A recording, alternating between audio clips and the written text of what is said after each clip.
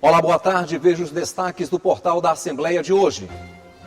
Governador Flávio Dino convoca reunião com autoridades públicas por causa do aumento do número de casos de Covid no Maranhão.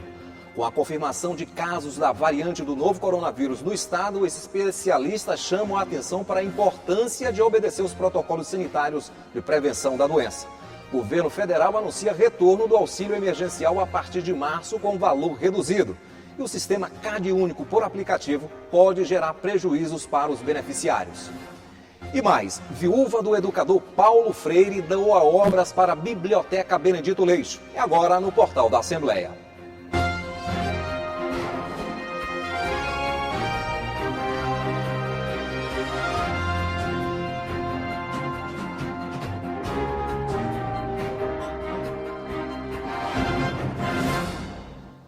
Muito boa tarde. O número de casos de Covid-19 no Maranhão vem preocupando o governo e municípios, apesar das ações de enfrentamento. O estado já contabiliza quase 220 mil casos da doença. O governador Flávio Dino convocou uma reunião com autoridades para discutir as próximas medidas que devem ser tomadas como forma de conter o avanço da Covid-19 no estado. A situação no estado preocupa tanto que o governador Flávio Dino convocou uma reunião para a tarde desta segunda-feira, onde serão traçadas ações conjuntas contra a onda crescente do novo coronavírus. O presidente da Assembleia Legislativa do Maranhão, deputado Oterino Neto, foi convidado.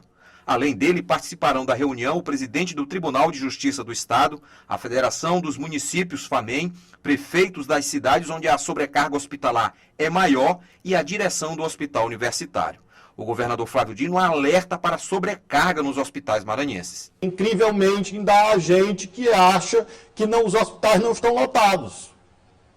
Acha que é uma invenção política. Então nós vamos iniciar uma nova campanha, os profissionais mostrando o seu cotidiano, a sua realidade, para que nós consigamos com isso aumentar a adesão a esse esforço de combate ao coronavírus. No boletim divulgado neste domingo pela Secretaria de Estado da Saúde, fica evidente o avanço da doença.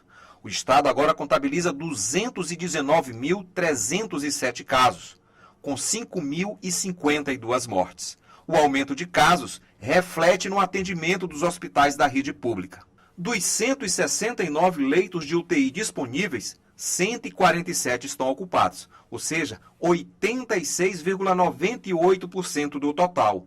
Já dos 372 leitos clínicos disponíveis, 242 estão ocupados. Isso representa 65,5% do total. Na rede particular, a situação é mais delicada. Nos boletins de domingo à noite, os números eram estes. No Hospital São Domingos, são 57 leitos de UTIs e todos estão ocupados, 100% da capacidade. No Hospital UDI, não é diferente. Dos 30 leitos de UTIs disponíveis, 30 estão ocupados. Mais uma vez, 100% da capacidade. Este médico epidemiologista e professor da Universidade Federal do Maranhão, utilizando o modelo estatístico, previu o que deverá ocorrer nos próximos dias no estado em relação à Covid-19. Para saber o que vai acontecer nas próximas semanas, nós realizamos um modelo estatístico para tentar prever o número de casos daqui a 30 dias.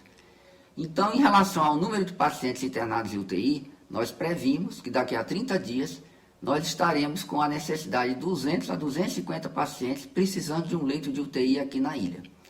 Já leito de enfermaria, a previsão variou de 370 a 750 pacientes necessitando de um leito clínico.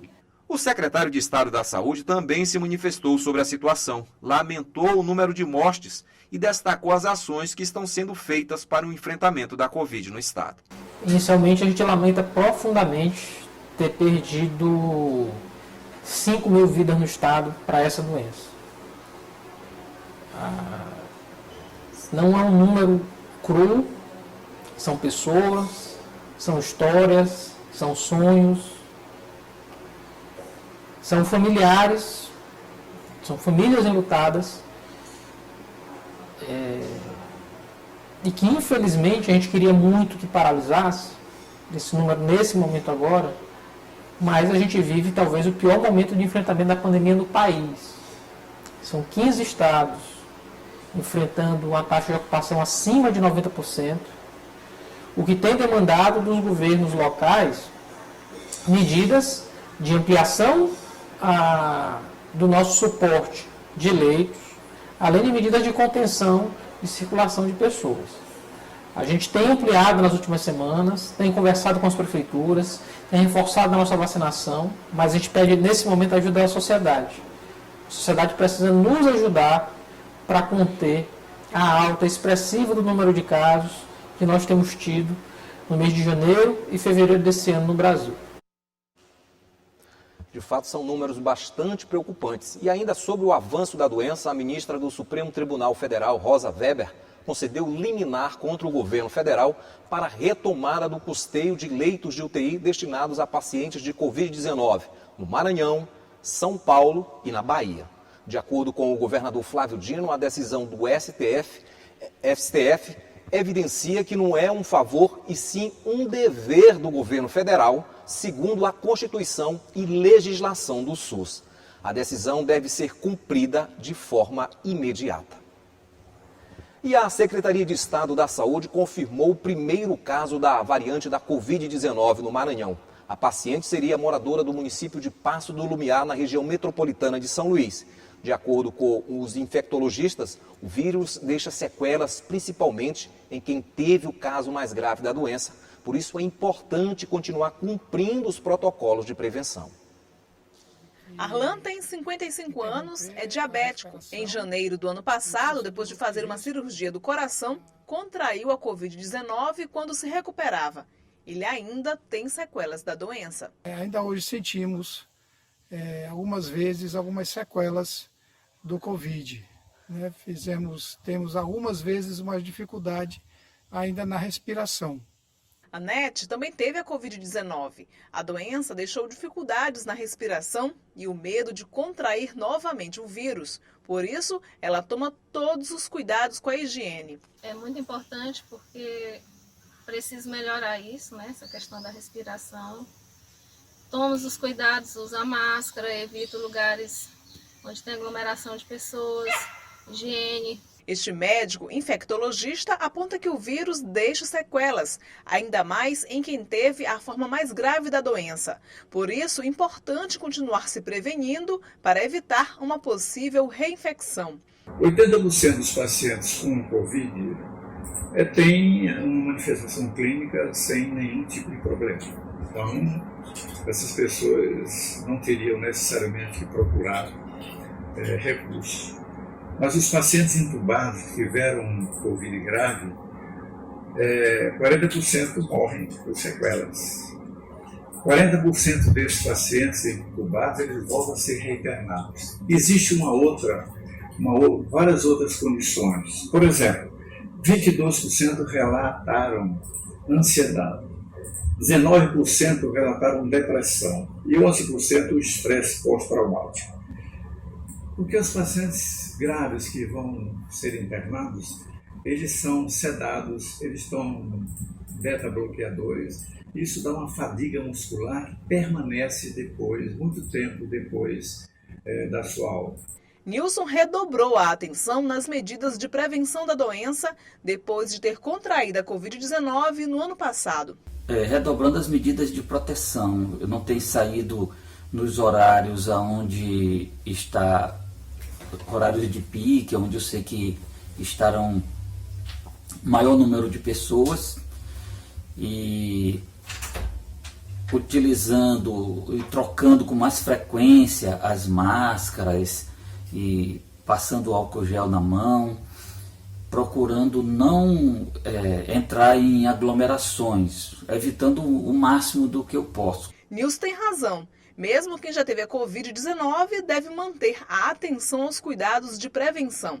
Isso porque já existem casos comprovados de reinfecção e também de contaminação pelas novas variantes do vírus. Porque o grande erro das pessoas é acharem que já peguei Covid, agora eu não pego nunca mais. Isso não é uma verdade, porque a minha filha pegou 2 vezes.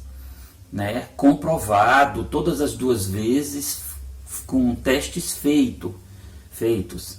Então, é um erro a pessoa achar que eu peguei e não vou pegar mais.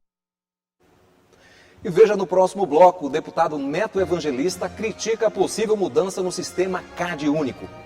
E mais, Biblioteca Benedito Leite recebe doação de livros do educador Paulo Freire. O portal volta já já.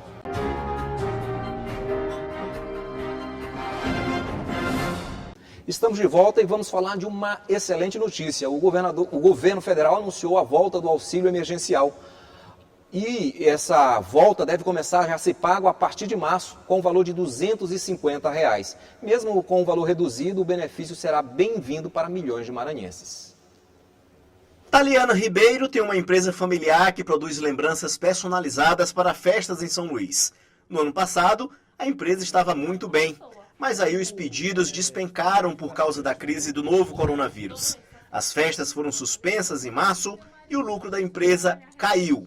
O auxílio emergencial, pago pelo governo federal, foi quem segurou as contas de casa. Foi uma ajuda de custo que veio uma boa hora, porque como a gente trabalha com lembrança personalizada, deu uma caída no nosso negócio e também no financeiro.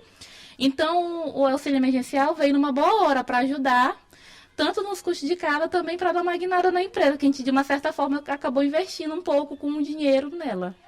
Assim como Taliana, 2.400.000 maranhenses receberam o auxílio emergencial. De abril a setembro, foi pago no valor de R$ 600, ou R$ 1.200, para mães, chefes de família. O benefício foi prorrogado até dezembro, pagando desta vez R$ 300. E para as mães, chefes de família, o valor ficou em R$ 600. 56,1% dos beneficiados pelo auxílio no estado estavam cadastrados no Bolsa Família do governo federal. 15,4% estavam cadastrados no CAD único, cadastro único do governo federal. 28,5% dos maranhenses que receberam não estavam no CAD único. De acordo com o presidente Jair Bolsonaro, o auxílio emergencial vai ser pago agora de março a junho, no valor de R$ 250. É essencial à população, porque nem todas conseguiram se reinserir no mercado, a economia ainda não voltou 100%, alguns lugares ainda podem sofrer restrições, nós estamos também numa situação delicada, que não sabemos como será amanhã, a economia, a vida ainda está incerta. Então, nessas condições, a discussão do auxílio já mostra para a população que pode perder a qualquer momento a sua segurança de renda, que terá uma possibilidade, né, de se manter, mesmo se for necessária alguma ação extrema novamente. O Cadastro Único para Programas Sociais do Governo Federal, que identifica famílias que podem ser incluídas nestes benefícios, inclusive no auxílio emergencial, agora pode ser substituído por um aplicativo. A mudança no CAD único gerou preocupação do deputado Neto Evangelista. Para o parlamentar, o novo método pode trazer prejuízos para muitos maranhenses. O Cadastro Único para Programas Sociais do Governo Federal, mais conhecido como CAD único, identifica e caracteriza famílias de baixa renda para fazer a inclusão em programas sociais do governo, como Bolsa Família, Tarifa Social de Energia Elétrica, Minha Casa Minha Vida. Atualmente, as prefeituras são responsáveis pela coleta de informações sobre a situação de famílias pobres. Todos os 217 municípios contam com o CRAS, Centros de Referência de Assistência Social, que realizam a inclusão dessas informações no sistema. A partir do CAD único é possível conhecer a realidade socioeconômica dessas famílias, com informações sobre todo o núcleo familiar. Então, todas as pessoas que estão cadastradas têm os seus dados ali registrados. É possível, além disso, saber características do domicílio, saber o nível de acesso a serviços públicos e também os dados, né, de cada um dos componentes da família. Então, nesse contexto, o CAD único acaba por se constituir uma ferramenta fundamental para a implementação de políticas públicas que são capazes, né, de promover a melhoria de vida dessas famílias. O sistema, que funciona de forma física, pode ser substituído por um aplicativo. A novidade foi questionada pelo deputado estadual Neto Evangelista, que já foi secretário de Estado de Desenvolvimento Social e conhece a realidade de milhões de maranhenses pobres. Ele diz que a mudança vai trazer sérios prejuízos para muitos trabalhadores dos 217 municípios do estado. e principalmente para os maranhenses que mais precisam de assistência do governo federal. A gente já tem aí algo em torno de 5 mil trabalhadores do SUAS capacitados pela Secretaria de Estado, pelo próprio Ministério da Cidadania, que são capazes de fazer esse contato, fazer esse diálogo, fazer essa busca ativa.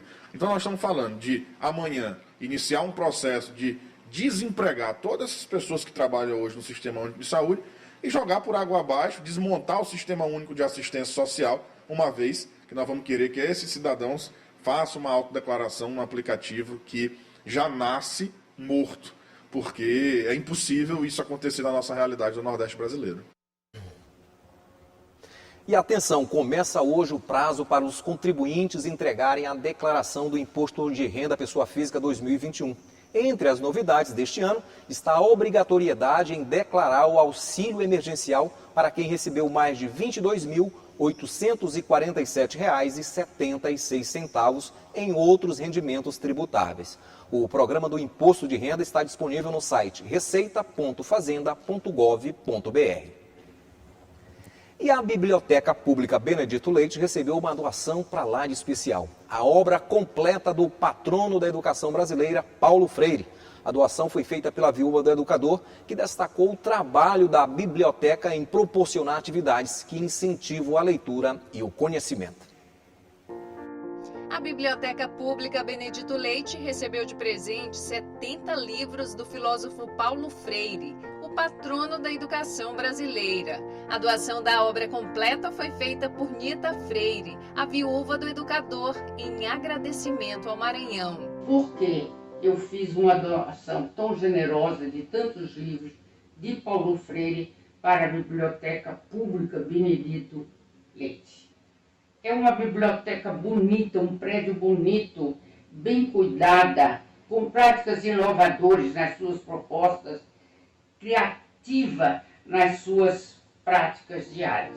Este ano, se estivesse vivo, Paulo Freire completaria 100 anos. Ele é considerado o maior educador brasileiro e reconhecido no mundo inteiro pela metodologia e técnicas educacionais que contribuíram com a alfabetização de adultos, uma forma inovadora de educar, baseada nos contextos e saberes de cada comunidade, respeitando as experiências de vida. Paulo Freire foi um grande educador brasileiro, com grande influência na educação maranhense também. Nossas escolas em tempo integral, por exemplo, seguem muito a pedagogia pregada por Paulo Freire. E receber esses livros, a doação da dona Nita Freire, que é a viúva do Paulo Freire, que fez essa doação tão importante para a gente, é assim, maravilhoso. Entre os livros doados por Nita Freire estão obras importantes que marcaram a trajetória do autor. Cartas à Guiné-Bissau, por exemplo, mostra as influências que Paulo Freire teve após experiências obtidas durante viagem do educador ao país africano. A riqueza literária, a riqueza de informação, né? O nosso grande educador, Paulo Freire, e a gente poder disponibilizar numa casa dessa que fomenta a leitura, que fomenta a informação, o conhecimento, a gente poder contar com essa obra, né, voltada para a educação, né, mas que não para apenas para professores e alunos, mas para que todas as pessoas possam conhecer. Para a biblioteca pública é um ganho imenso, assim, um salto que ela vai dar com relação a permitir que as pessoas tenham acesso à informação. Os livros de Paulo Freire estão sendo catalogados e logo serão disponibilizados para os leitores e pesquisadores que frequentam a Biblioteca Pública Benedito Leite. Na biblioteca, os livros terão uma seção especial em homenagem ao filósofo Paulo Freire, o pernambucano que deixou um legado para a história do povo brasileiro por acreditar que sozinha a educação não transforma o mundo. A educação muda as pessoas e pessoas, sim, transformam o mundo.